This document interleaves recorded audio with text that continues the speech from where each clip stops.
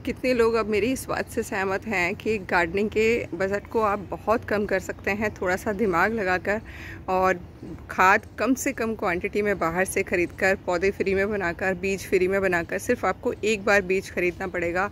उसके बाद आपको ज़िंदगी में कभी भी बीज ख़रीदने की ज़रूरत नहीं पड़ेगी, ये मेरी गारंटी है।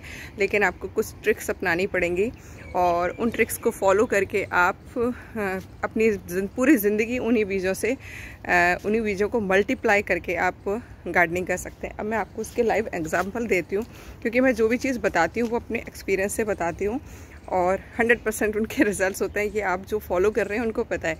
देखिए, ये मेरी करेले की बेल है जो पूरी गर्मी मैंने आपको दिखाई थी, और सच कहूँ तो इस पर बहुत करेले आए, लेकिन खाने लायक करेला एक भी नहीं आया, क्योंकि आपको पता है मौसम, टेरेस पे मेरे नेट नहीं है तो गर्मी के कारण बहुत कुछ गड़बड़ होता रहता है।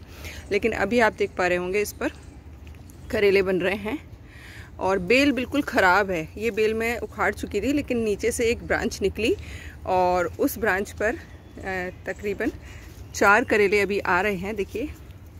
और ये करेले मैंने हार्वेस्ट नहीं किए हैं। रीज़न इसके पीछे मैं बताती हूँ, क्योंकि मुझे अगले साल के लिए करेले का बीज चाहिए, ख़रीदना ना पड़े मुझे। और मैंने देखा है जो बीज मैं कलेक्ट करती हूँ उनका जर्मिनेशन रेट 100% रहता है।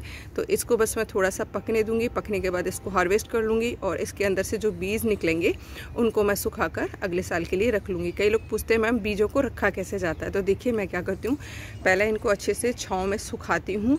जब मुझे लगता है ये पूरी तरीके से ड्राई हो गए, उसके बाद मैं इनको मैं बेसिकली लेती हूँ न्यूज़पेपर, क्योंकि आपको पता है न्यूज़पेपर के अंदर जो इंक होती है उसकी वजह से कीड़े वगैरह नहीं लगते हैं। तो उसमें मैं थोड़ा सा, आप राख डाल सकते हैं, हल्का सा, केमिकल कोई यूज़ करती नहीं हूँ मैं।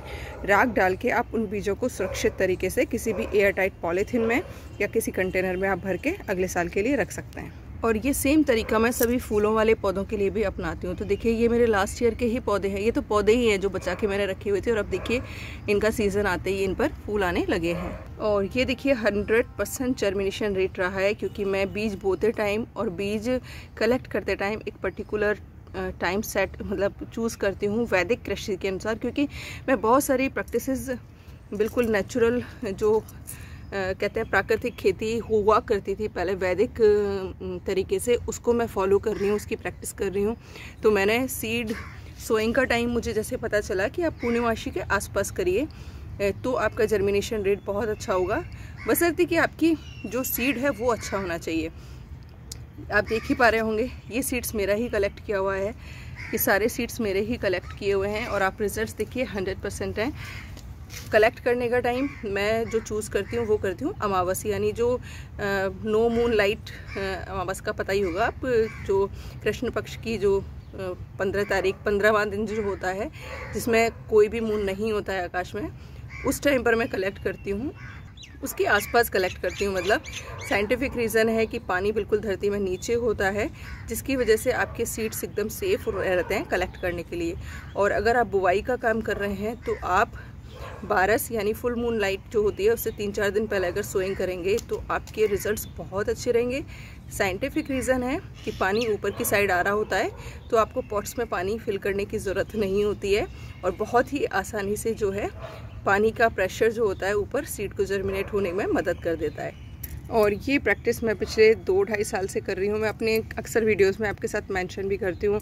रिज़ल्ट्स देखिए मेरे सामने तो बहुत अच्छे हैं। मैंने बीज कलेक्ट करने का टाइम सेट किया, बीज को बोने का टाइम सेट किया, और रिज़ल्ट्स आपके सामने हैं कि मैं जो बीज कलेक्ट करके रखती हूँ ना वो ख़राब नहीं होते हैं। नेक्स्ट ईयर उनका जर्मिनेशन रेट बहुत अच्छा रहता है। तो देखिए एक थोड़ा सा दिमाग लगा के हमारा ज़ीरो बजट हो गया अगले साल के लिए। ये मैंने 3 साल पहले कहीं से बीज लिए थे, और देखिए 3 साल से मैंने हज़ारों की संख्या में मैंने पौधे बांटे हैं, बीज बांटे हैं, और मेरे पास भी देखिए अभी कितनी सारी क्वांटिटी में इनके बीज जो हैं तैयार हो गए हैं, पौधे तैयार हो गए हैं। मैंने जो कलेक्ट किए थे कैलेंडुला की 4 वैरायटी की थी, डेजी किया था। इधर आप देखिए 3-4 पौधे डेंथस के हैं। ये मेरे लिए सफिशिएंट है, बल्कि ज़्यादा हैं तो मैं इनको आसपास में बांटूंगी। इधर देखिए एक वैरायटी, ये मैं कंफ्यूज हूँ कि ये डेंथस उगा है या बर्वीना उगा है, क्योंकि मैंने मेंशन नहीं किया था, कहीं लिखा नहीं था।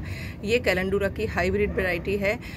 इधर मैंने पिटूनिया बोया था। पिटूनिया के छोटे छोटे से पौध निकल रहे हैं, बट पिटूनिया का सीड बहुत छोटा होता है, तो उसको बोने के लिए मुझे एक सॉफ्ट मिट्टी बनाकर मैं आने वाले 2-4 दिन में, क्योंकि पूर्णमासी आने वाली है, मैं बो दूँगी एंड उसके रिजल्ट्स भी आपके साथ शेयर करूँगी कि किस तरीके के आते हैं। ये मेरा पर्सनल एक्सपीरियंस है कि आप गार्डनिंग के बजट को बहुत ना के बराबर हुक कर सकते हैं। देखिए, आप खाद तो आप सीख ही गए होंगे बनाना।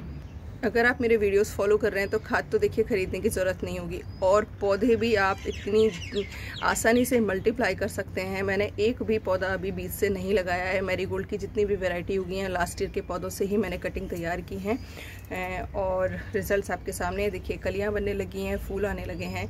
तो ये एक लो मेंटेनेंस गार्डनिंग करने के तरीके हैं जो आप फॉलो कर सकते हैं। खाद घर में बना सकते हैं अपने वेस्ट को मैनेज करके, और बीजों को भी नेक्स्ट ईयर के लिए तैयार कर सकते हैं। बस थोड़ी सी ट्रिक्स अपनानी पड़ेंगी आपको। और कुछ बीज तो ऐसे होते हैं जिनको कलेक्ट करने की भी ज़रूरत नहीं होती, जैसे लाइक कॉक्सकॉम का बीज हर साल अपने आप मिट्टी में गिर जाता है और नेक्स्ट ईयर आते ही अपने आप जर्मिनेट, नेक्स्ट थोड़ा सा दिन बाद ही, क्योंकि ये गार्डन में पूरे साल आपके पौधा रहता है।